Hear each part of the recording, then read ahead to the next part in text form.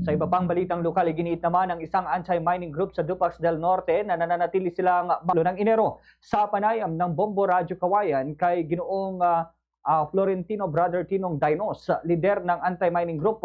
Payapang naipatupad ang writ of preliminary injunction sa tulong ni Sheriff Robert Malcat at Marites Ranada mula sa RTC Branch 30 sa Nueva Vizcaya.